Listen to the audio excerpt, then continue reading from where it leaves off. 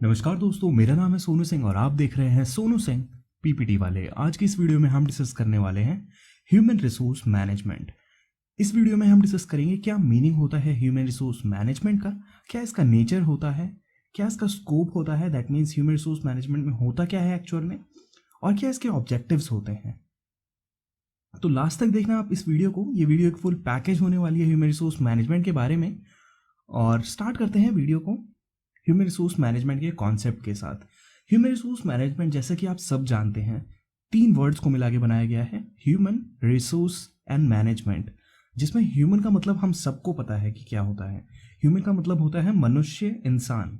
ठीक है, इंसान कैसा भी हो सकता है, वो ह्यूमन हो गया। और अब बात करते हैं रिसोर्सेज की। रिसोर्सेज किसे कहते हैं? रिसोर्सेज भाई कोई भी एक ऐसा स्टॉक हो सकता है जो एक कंपनी मेंटेन करके रखती है, जिसको वो कहीं पे भी यूज कर सकती है अपने गोल को अचीव करने के लिए या अपने फंक्शन को इफेक्टिवली पूरा करने के लिए। वो रिसोर्सेज मेंटेन करके रखती है। रिसोर्सेज में कोई भी एसेट आ सकता है। एसेट ह्यूमन एसेट भी हो सकता है, मॉनेटरी एसेट्स भी हो सकते हैं, मटेरियल भी हो सकते हैं, या कोई और एसेट्स हो सकते हैं जिसको कंपनी कहीं पे भी यूज कर सकती है अपने प्रोसेसेस में। लास्ट में आ गया मैनेजमेंट। मैनेजमेंट हम सबको पता है क्या होता है, बचपन से पढ़ते हुए आ रहे हैं। Management defined as all the activities and task undertaken for achieving goals by continuous activities like planning, organizing, leading and controlling. Management का मतलब वो सारी एक्टिविटीज या टास्क जो एक ऑर्गेनाइजेशन करती है अपने गोल्स को अचीव करने के लिए। और वो एक्टिविटीज हो सकती हैं प्लानिंग, ऑर्गेनाइजिंग, लीडिंग या डायरेक्टिंग एंड कंट्रोलिंग। ठीक है, ये सारी एक्टिविटीज करके वो अपने गोल्स को अचीव करती है। अब इन तीनों को मिक्स करके अगर बोला जाए तो इन सिंपल वर्ड्स HRM या human resource management is a process of making the efficient and effective use of human resources so that the set goals are achieved. तो ह्यूमन रिसोर्स मैनेजमेंट एक ऐसी process होती है जिसमें human resources का efficient और effective use किया जाता है। ठीक है, ह्यूमन रिसोर्सेज, ह्यूमन तो आपके कोई भी इंसान हो गए, रिसोर्सेज जो कंपनी अपने पास रखती है उसका एफिशिएंट और इफेक्टिव यूज करके अपने गोल्स को अचीव कर रही है कंपनी। ठीक है, तो अभी तक आपको ह्यूमन रिसोर्स मैनेजमेंट क्लियर हो गया कि ह्यूमन रिसोर्स मैनेजमेंट क्या होता है। लेकिन भाई अभी आ जाता है the national institute of personnel management NIPM। ये बोलता है, ऐसे कैसे आप समझ गए ह्यूमन रिसोर्स मैनेजमेंट इतनी जल्दी? तो मतलब इसने अपनी एक डेफिनेशन लेके आया, बोला कि ये डेफिनेशन पढ़ो, इसको बोलते हैं ह्यूमन रिसोर्स मैनेजमेंट। तो उसके हिसाब से ह्यूमन रिसोर्स मैनेजमेंट क्या होता है?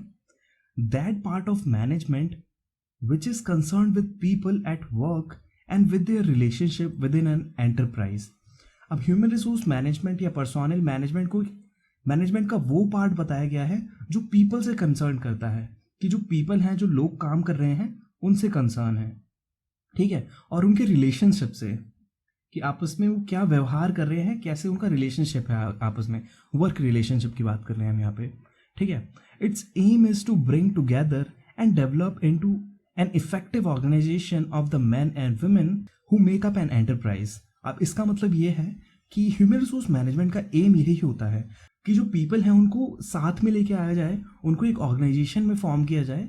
ठीक है, और उनको डेवलप किया जाए, having regard for their well being of the individuals and working groups. उनके वेल बीइंग पे ध्यान दिया जाए, जो भी उनकी वर्किंग कंडीशंस वगैरह हैं उन पे ध्यान दिया जाए, to enable them to make their best contribution to its success, ताकि वो अपना बेस्ट कंट्रीब्यूशन दे पाए सक्सेस के अंदर। ऑर्गेनाइजेशन की जो सक्सेस होगी, जो उसका गोल अचीवमेंट होंगे, उसमें जो पीपल हैं वो अपना बेस्ट कंट्रीब्यूशन दे पाए। जैसे कि आप सबको पता है यार, किसी भी ऑर्गेनाइजेशन में, किसी भी कंपनी में जो पीपल होते हैं वही होते हैं सब कुछ। पीपल के ऊपर ही होता है कि कंपनी डूबेगी या चलेगी। ठीक है, हर जगह होते हैं पीपल। तो national institute of personnel management यही कहता है कि ह्यूमन रिसोर्स मैनेजमेंट मैनेज करना है मैन और वुमेन, जो भी पीपल काम कर रहे हैं आपके ऑर्गेनाइजेशन में, ताकि उनको साथ में लाकर उनके वर्क रिलेशनशिप को बनाकर एक ऑर्गेनाइजेशन फॉर्म की जाए, ताकि क्या हो, हमारे जो गोल हैं वो अचीव हो पाए और उनकी वेलबींग पे भी ध्यान दिया जाए। ये वेलबींग पे भी उनको फोकस करता है कि उनके बारे में भी हमें सोचना चाहिए। तो इस डेफिनेशन के हिसाब से तो ये होता है ह्यूमन रिसोर्स मैनेजमेंट। अब इस डेफिनेशन को शॉर्ट करके अगर बोला जाए तो ह्यूमन रिसोर्स मैनेजमेंट क्या होता है? In short, human resource management is an art of managing people at work in such a manner that they give their best to the organization for achieving its set goals. तो उस definition के हिसाब से यही है कि human resource management एक art होता है, कला होती है जो लोग हैं उनको मैनेज करने की, जो भी काम कर रहे हैं लोग उनको मैनेज करने की इस तरीके से ताकि वो अपना बेस्ट दें। इस तरीके से मैनेज करो, उनको हर एक चीज़ प्रोवाइड करो, हर एक फैसिलिटी प्रोवाइड करो ताकि वो अपना बेस्ट दे पाए ऑर्गेनाइजेशन में और ऑर्गेनाइजेशन के जो गोल्स हैं वो अचीव हो पाए। ठीक है, तो अभी तक जो हमने किया वो था meaning of human resource management या इसकी डेफिनेशन वगैरह, कॉन्सेप्ट बोल लो एक तरह से कि ह्यूमन रिसोर्स मैनेजमेंट एक्चुअल में होता क्या है। अभी आप समझ गए ह्यूमन रिसोर्स मैनेजमेंट क्या होता है। आगे बढ़ते हैं। Nature of human resource management. Nature of human resource management has been highlighted in its following features. अब nature of human resource management को ये जो नीचे फीचर्स दिए गए हैं उनसे हाईलाइट किया जा सकता है। मतलब इन फीचर्स को आप पढ़ोगे तो आपको नेचर पता चल जाएगा ह्यूमन रिसोर्स मैनेजमेंट का। फीचर्स क्या होते हैं ह्यूमन रिसोर्स मैनेजमेंट के? फर्स्ट होता है इनहेरेंट पार्ट ऑफ मैनेजमेंट। जो ह्यूमन रिसोर्स मैनेजमेंट होता है वो मैनेजमेंट का एक पार्ट होता है। अब इसको कैसे आप एक्सप्लेन कर सकते हो कि जैसे मान लो किसी भी ऑर्गेनाइजेशन में बहुत सारे डिपार्टमेंट होते हैं, ठीक है, तो ये जरूरी नहीं है कि ह्यूमन रिसोर्स मैनेजमेंट बस एचआर डिपार्टमेंट का काम है। भाई लोग हर एक डिपार्टमेंट में होते हैं, तो मैनेजमेंट में जरूरी नहीं है कि एचआर डिपार्टमेंट ही सारे ह्यूमन रिसोर्स मैनेजमेंट से रिलेटेड जो काम है वो करेगा। हर एक डिपार्टमेंट में ज़रूरी होता है ह्यूमन रिसोर्स मैनेजमेंट, क्योंकि हर एक डिपार्टमेंट में पीपल होते हैं जो काम कर रहे हैं, ह्यूमन रिसोर्सेज काम कर रहे हैं, तो उनको मैनेज करना आना चाहिए हर एक डिपार्टमेंट में। ठीक है, सेकंड है pervasive function. Human resource management को एक परवेसिव फंक्शन क्यों बताया गया है? क्योंकि परवेसिव बोल लो, यूनिवर्सल बोल लो, यूनिवर्सल फंक्शन क्यों बताया गया है? भाई फर्क नहीं पड़ता कि ऑर्गेनाइजेशन में कौन से लेवल पे आप काम कर रहे हो, आपको ह्यूमन रिसोर्स मैनेजमेंट की ज़रूरत पड़ेगी हर एक लेवल पे।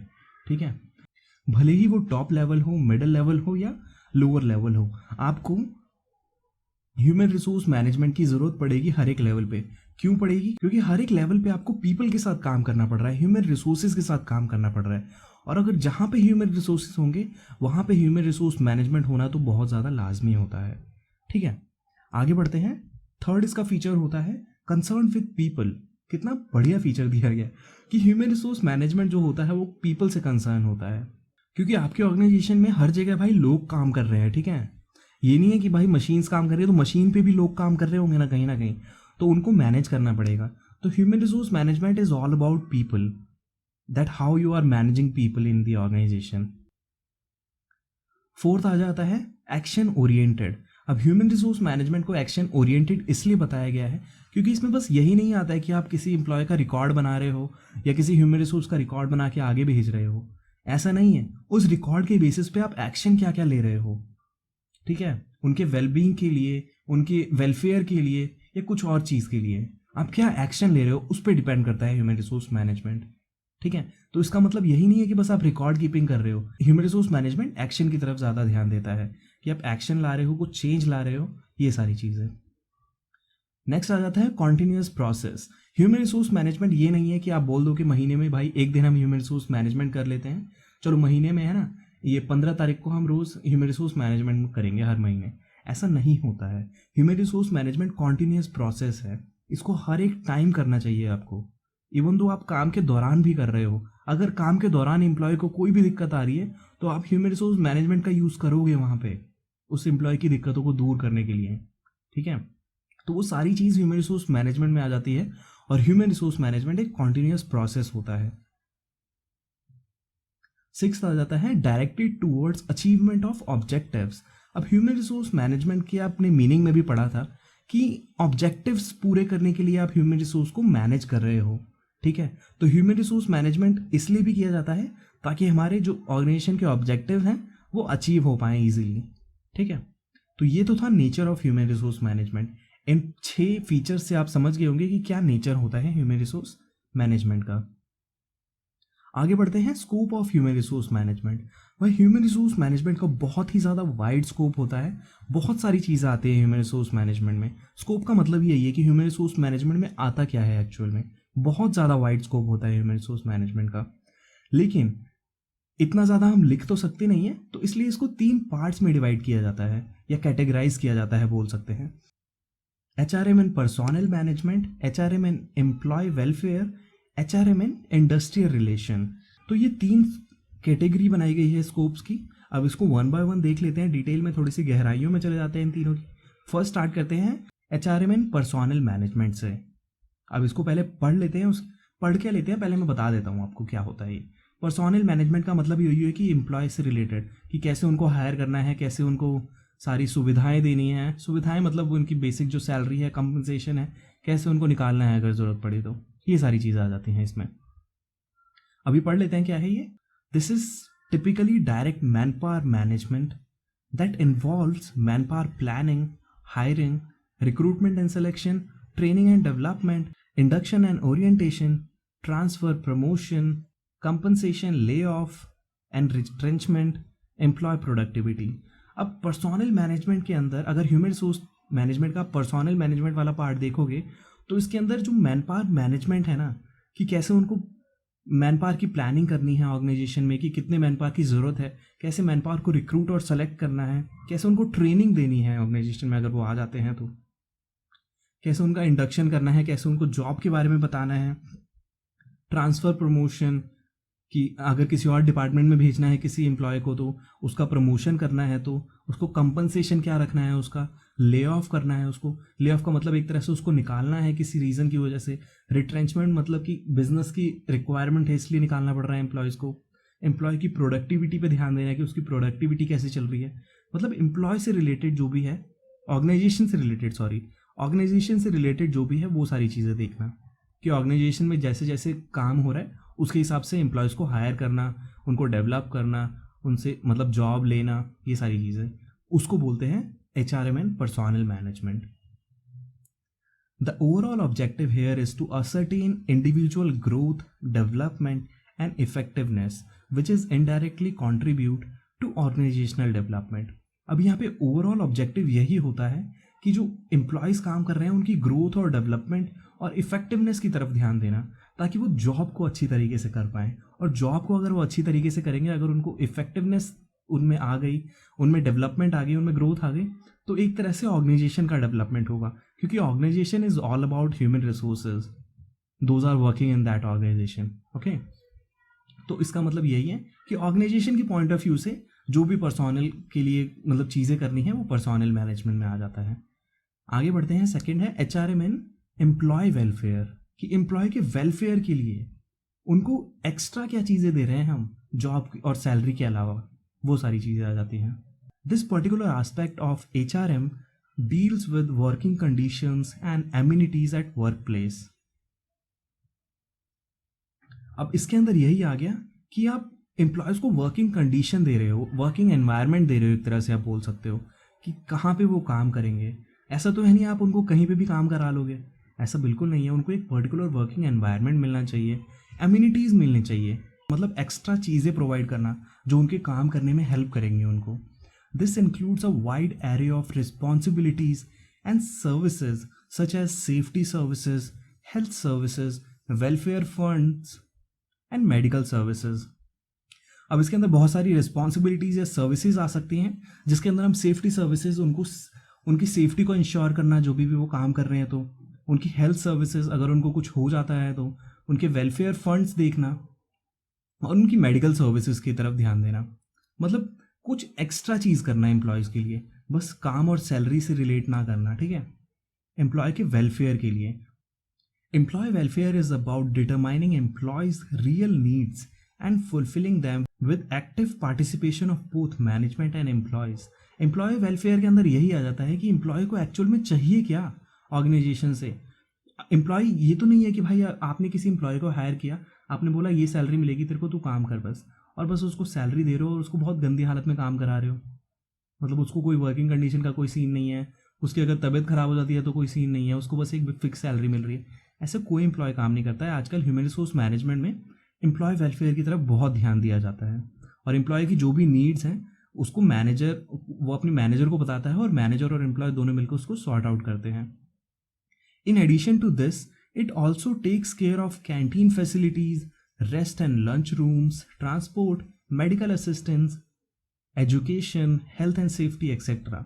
अभी इसके अलावा उनको कैंटीन फैसिलिटी, कैंटीन भी बहुत ज़रूरी होती है कि उनको अच्छा खाना मिलना चाहिए, लंच रूम्स होने चाहिए, रेस्ट रूम होने चाहिए, ट्रांसपोर्ट फैसिलिटी होनी चाहिए, मेडिकल असिस्टेंस, किसी भी ऑर्गेनाइजेशन में अगर एम्प्लॉय को कुछ हो जाता है तो इमरजेंसी सर्विसेज होनी चाहिए, उनके एजुकेशन की तरफ ध्यान देना चाहिए, उनके बच्चों की एजुकेशन की, मतलब बहुत कर रही हैं आजकल जो कंपनीज हैं वो अपने एम्प्लॉय के लिए, ठीक है।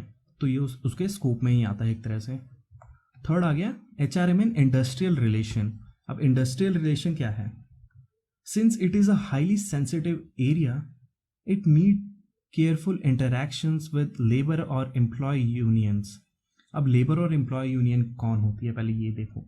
लेबर यूनियन ये होती है, जैसे कोई भी एम्प्लॉय काम कर रहा है, उसने अपने मैनेजर को जाके कोई चीज़ बताई, उसका मैनेजर उस चीज़ को सॉल्व करने के लिए तैयार नहीं है, तो लेबर यूनियन या एम्प्लॉय यूनियन ये होती है कि एम्प्लॉयज़ का कुछ ग्रुप होता है, वो उनके वेलफेयर के लिए काम करता है, उनके बेनिफिट के लिए काम करता है, ताकि जो भी उनको दिक्कतें आ रही हैं वो सॉल्व करवाए वो, ठीक है। ग्रुप होता है, मतलब मान लो किसी ऑर्गेनाइजेशन में 10 बंदों का ग्रुप है, उसको बोल देंगे हम लेबर यूनियन या एम्प्लॉय यूनियन।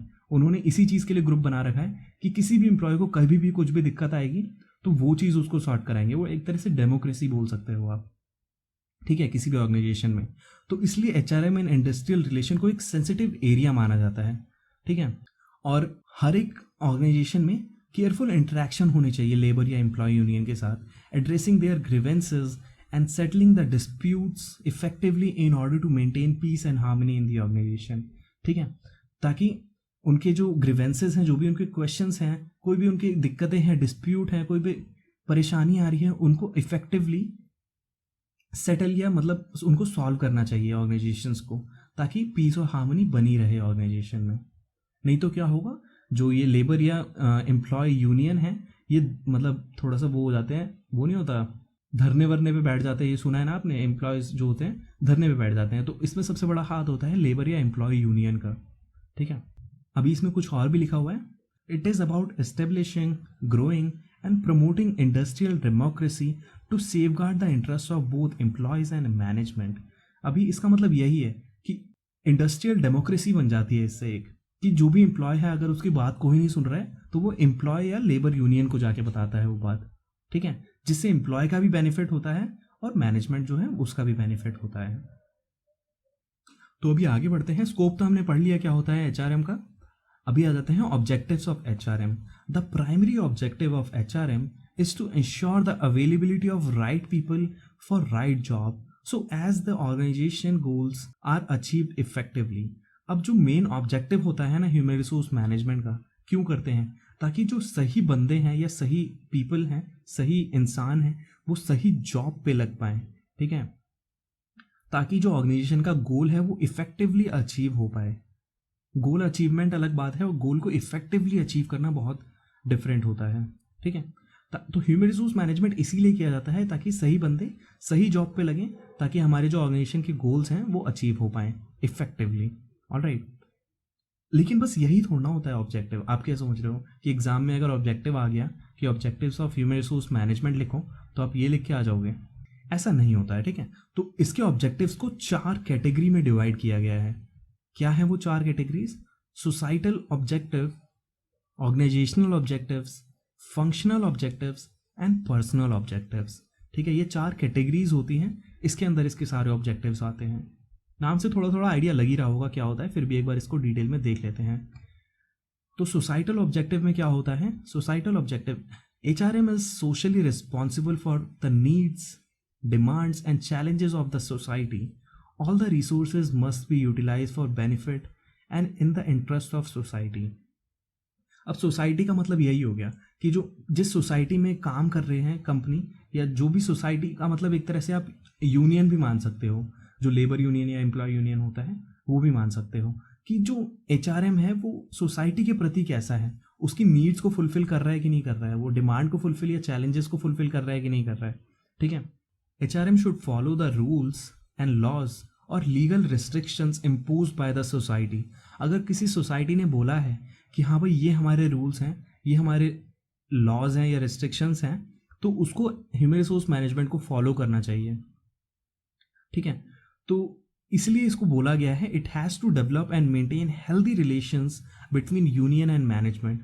तो सोसाइटल ऑब्जेक्टिव में यही आ गया कि जो ह्यूमन रिसोर्स मैनेजमेंट है उसको जो यूनियन मैनेजमेंट है ना, यूनियन का मतलब वही एम्प्लॉयज़ या लेबर यूनियन, उसके और मैनेजमेंट के बीच एक रिलेशन, हेल्दी रिलेशन बनाना है, ठीक है।